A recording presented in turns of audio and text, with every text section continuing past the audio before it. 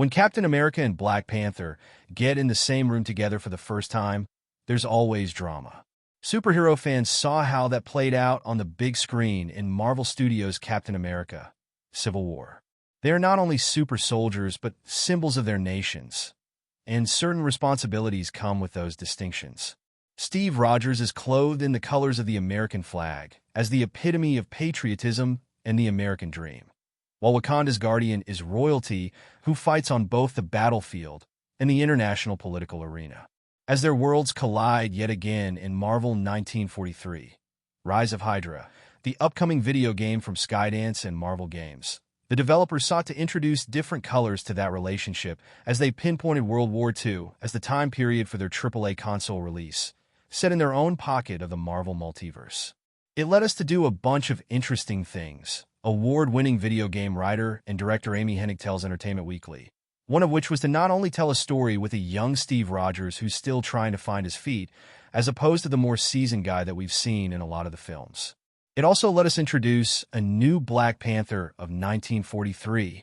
Hennig, who heads the recently launched Skydance New Media, exclusively gives EW a peek inside Marvel 1943, Rise of Hydra, her division's debut video game, coming in 2025. Drew Moorline, The Ruse, Horizon Forbidden West, plays Captain America. Kari Payton, The Walking Dead, Teen Titans Go, plays Azuri, this era's Black Panther and T'Challa's grandfather, described by Hennig as more mature than Cap. These heroes cross paths in occupied Paris in 1943 and must strike an uneasy alliance to overcome a common threat. It led us to tap into all the things that I love, all of the wonderful tropes of World War II-era adventure films, classic men-on-a-mission movies, and all of that. Hennig, who previously worked on the Uncharted games during her time at Naughty Dog, continues. There's a lot of intrigue in our story, a lot of twists and turns, fascinating characters, and interesting locations. EW can reveal an exclusive look at one such location, the lush, dense jungles of Wakanda, which Hennig confirms is a key setting alongside occupied Paris. We wanted to tell a globe-trotting story, she says. There are yet-to-be-revealed locations in between. Hennig emphasizes the importance of the photoreal, cinema-real level of detail that comes with the animation for a setting like Wakanda, not just to properly immerse players into the environment, but to reinforce the idea that Steve and Azuri come from very different worlds when they meet in Paris. Wakanda at this point in time is hidden away from the outside world and protected by this impenetrable jungle, she explains. They are non-interventionist, but events transpire that pull them into the conflict. They have to protect their interests. The world is getting smaller. No satellites yet, but there will be soon. You can shoot down planes that maybe want to fly over Wakanda, but how long can you stay in the shadows?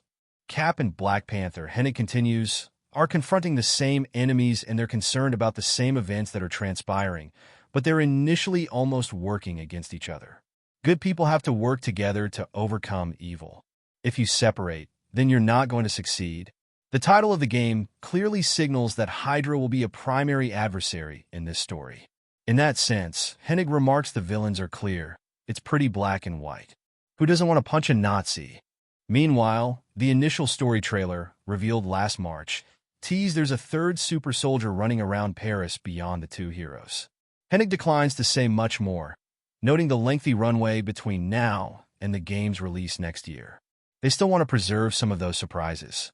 In these kinds of stories, particularly when you have this unfolding mystery, you always want your MacGuffin to pull the characters along, that there is this impending threat and a shared object of desire, she teases. We do know that Marvel 1943, Rise of Hydra, will unfold through 4 different perspectives. Beyond Captain America and Black Panther, there's also Gabriel Jones, Mark Richardson of Unprisoned and Dear White People, a howling commando and a sharpshooter in the U.S. military, and Nanali, Megalyn Echikunwoke of the Arrowverse, a Wakandan spy embedded in occupied Paris who's skilled in infiltration. Gamers will play as all 4 during various portions of the narrative, taking advantage of their unique skill sets.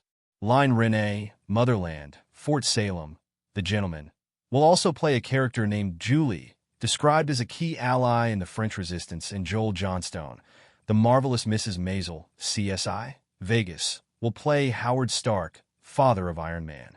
While Marvel can get pretty fantastical, especially when leaning into the multiverse, Hennig notes that their mission is to keep the game as grounded as possible. We're entirely CG, so it's really easy to get ungrounded real quick, she says. You can see even the movies can fall under that trap. Too much CG, and you don't know the ground you're standing on. We really wanted the visual fidelity to be high so that you could kind of forget that you're looking at a game, that it should feel and look and sound and smell like you're watching a great Marvel movie or TV show, but you're driving the action. It stems from a profound realization Hennig had while working on the Uncharted series. It wasn't just the person with the controller in their hand who became invested in the story of treasure-seeking thrill chaser Nathan Drake, she points out. All those around the player wanted to sit and watch as bystanders because of the game's compelling narrative and visuals. She now hopes Marvel 1943, Rise of Hydra, can be just as much of a shared living room experience as, say, streaming Chris Evans and Chadwick Boseman in Captain America: Civil War on Disney+. As a new studio trying to do some groundbreaking stuff with cinematically presented games, she says, the way we invite the most people in is by bringing them something they already know and love, but in a new form,